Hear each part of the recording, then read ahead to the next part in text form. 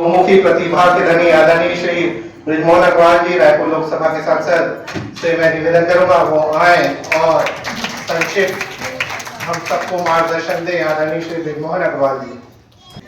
भारत माता की जय, छत्रपति शिवाजी महाराज की जय, जय भवानी, जय शिवाजी। आज छत्तीसगढ़ प्रदेश कुंभी समाज के इस सम्मान समारोह और वार्षिक अधिवेशन के अवसर पर मंच पर उपस्थित मेरे लगभग पिछले 40-50 सालों से जिनसे परिचय है, ऐसे एस ब्राह्मणकर जी, एल गुंडुड़े जी, हमारे साथी भाई एल उमेश घोरमोड़े जी, दानेश्वर रावत जी, सारिका गिड़कर जी, रंजीत भुवनेश्वर जी, अमित डोये जी, दिलीप गिड़कर जी, मंगला पाथोड़े जी, पंकज ब्राह्मणकर जी। आज जिन बहुओं का सम्मान किया गया है, ऐसी सभी बहुएं और जो बहुएं अपनी सास की सेवा कर रही हैं, ऐसी सभी सासू और जिन बच्चों का सम्मान किया गया है, समाज के प्रतिष्ठित लोगों का सम्मान किया गया है।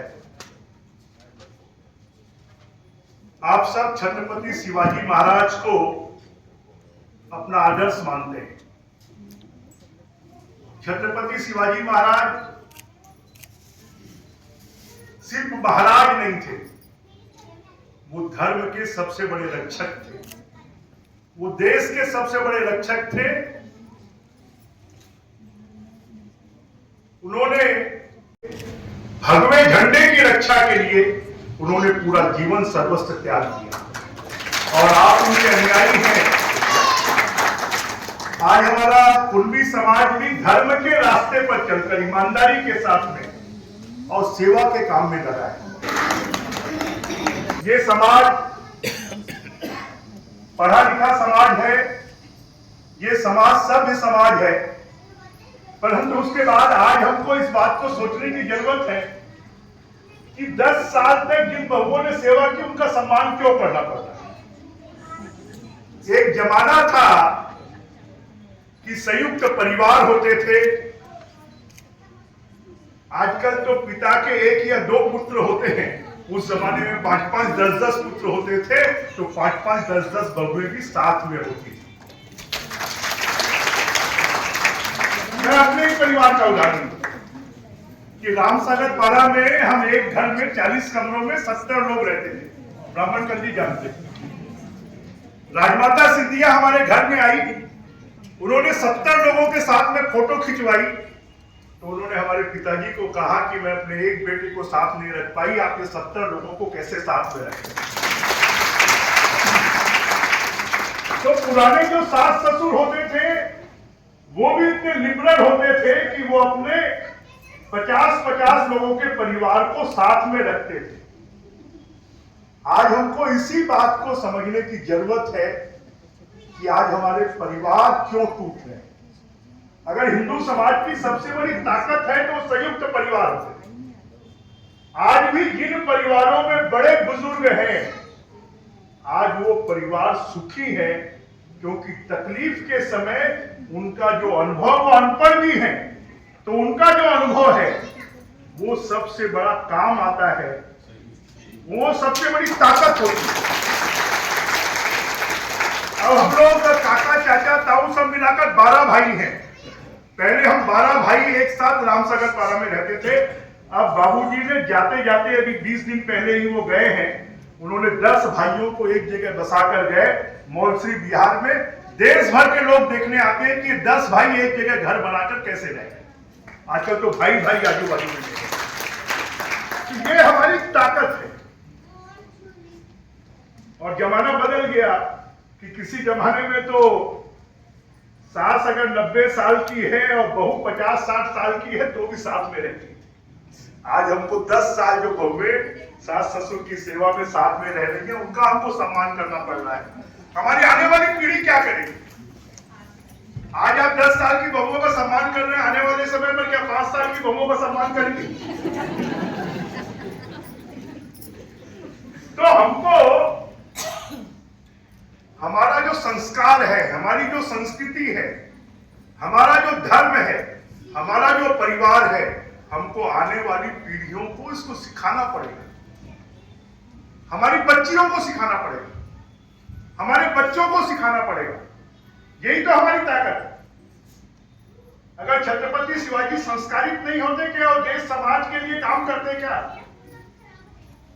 आज हम उनको आदर्श मानते हैं, तो आज हमको सबसे बड़े, मैं तो बहुत लोग बुरा भी मान जाते हैं, मैं सबको कहता हूं कि 12वीं तक अपने बच्चों को बाहर पढ़ने नहीं भेजना चाहिए। अभी कल ही मेरे पास एक मेरा परिचित आया, साल की 5 लाख रुपए लगेगी। मैंने कहा क्या करने भेज रहे हैं? उसने कहा बीबीए करने भेज रहा हूं। मैंने कहा ये कोई स्पेशलाइजेशन कोर्स है क्या? बीबीए तो पूरे हिंदुस्तान में रायपुर में बहुत जगह है। आज रायपुर में IIM है, आज रायपुर में IIT है, आज रायपुर में हिदायतुल्लाह विश्वविद्यालय है। हम सामान्य कोर्स के लिए भी अपने बच्चों को कर्जा लेकर बाहर भेजते हैं, और 12वीं तक अगर बच्चा बाहर रह गया तो अपनी चाची को, अपने चाचा को, अपने बड़े पिताजी को, अपनी ताई को, ताऊ जी को किसी से कोई संबंध नहीं होगा, और फिर वो ग्रेजुएशन भी बाहर करेगा, और ग्रेजुएशन बाहर करने के बाद फिर वो अपने मम्मी पापा को बोलेगा कि मैं तो आपके पास नहीं आ सकता, आप मेरे पास आ जाओ। और मम्मी, उसको मालूम है कि मम्मी पापा तो आ नहीं सकते मेरे पास, क्योंकि उनका जीवन जहां पर पूरा कटा हुआ वही रहेंगे। मम्मी पापा जाएंगे भी तो 10-5 दिन के लिए जाएंगे, फिर वापस आ जाएंगे। तो आगे विदेश में आज वो बीमार पड़ जाए तो उनकी देख रेख करने वाला भी कोई नहीं है। जिस माँ बाप ने अपने गहने गिरवी रखकर, अपनी जमीन बेचकर, लोन लेकर अपने बच्चों को पढ़ाया, एक उम्र के बाद उनको दवाई देने वाला भी नहीं, तो ये खत्म होती जा रही है। इसको हमको बनाए रखना, यही हमारी सबसे बड़ी ताकत है। ये कठिन काम है, बहुत कठिन काम है। माँ बाप बहुत गर्व के साथ में कहते हैं मेरे बेटे को 10 लाख का पैकेज मिल रहा है। बच्चा होशियार है तो समाज को जिम्मा लेना चाहिए कि उसको हम पढ़ाई करवाएंगे। दूसरा काम, अगर समाज में कोई गरीब है, आजकल तो ऐसी ऐसी बीमारियां हो गई है, कैंसर हो गया, लीवर खराब हो गया, किडनी खराब हो गई, मोदी जी वैसे 5 लाख 7 लाख रुपए दे रहे हैं आयुष्मान योजना में, परंतु उसके बाद भी अगर कोई आर्थिक रूप से कमजोर है, गंभीर बीमार हो गया, तो पैसे के अभाव में उसकी मृत्यु नहीं हो, समाज उसका जिम्मा उठाए, तो उसका इलाज समाज करवाए। और तीसरा काम कि समाज में अगर कोई गरीब बच्ची है, गरीब परिवार है, उसकी लड़की की शादी है, तो आजकल बहुत से समाजों ने शुरू किया सामूहिक विवाह, परिचय सम्मेलन, और उस सामूहिक विवाह में समाज खर्चा उठाता है। अगर उसके घर के शादी में 100 लोग आएंगे तो समाज शादी करेगा तो 1000 लोग, 2000 लोग, 5000 लोग आएंगे। कितने लोगों का आशीर्वाद मिलेगा? तो गरीब बच्ची की अगर वो कोई भी अधिकारी बन जाए, डिप्टी कलेक्टर बन जाए, SP बन जाए, IAS बन जाए, तो उसके मन में समाज के प्रति दर्द होगा कि मुझे समाज ने पढ़ाया है तो समाज के लोगों की सेवा करना है, समाज का काम करना। बहुत बार तो कई साधु संत मेरे से नाराज हो जाते हैं, मैं बोलता हूं कि मंदिर बनाने से ज्यादा बड़ा काम ये 3 काम करना है। मंदिर में तो हम पत्थर को तराश कर प्राण प्रतिष्ठा करते हैं।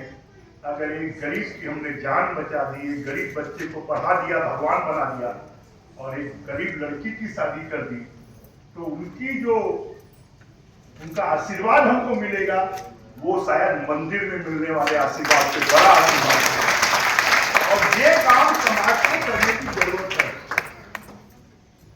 अभी मेरे बारे में 5 बार विधायक बनाया, 5 बार मंत्री बनाया, अभी सांसद बनाया, मोदी जी के पास में आपने दिल्ली भेज दिया, उसके लिए आपको धन्यवाद देता हूं। तो मैं जो कुछ करता हूं आपके दम पर करता हूं। आप लोगों के आशीर्वाद से करता हूं। मैं ये 3 काम के लिए मेरे पास आने वाला कोई भी खाली हाथ नहीं जाता, और इसलिए इतने बार लोगों का आशीर्वाद मिला है, 9 बार।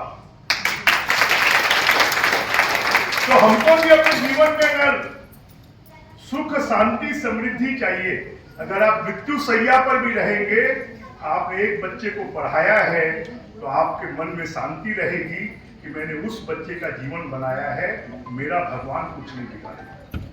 मैंने एक बच्ची की शादी कर उसका जीवन बनाया है तो भगवान मेरे साथ अच्छा करेगा। मैंने एक का इलाज करवाया, उसका जीवन बचाया तो भगवान मेरे साथ अच्छा करेगा। अगर ये काम अगर हम करते हैं तो वास्तव में हम छत्रपति शिवाजी महाराज के मानने वाले लोग हैं, उनका गुणगान करने वाले लोग हैं। एक बात की है जमीन की और भवन की, तो जो भी मामला है आप मेरे पास लेकर आ जाइए।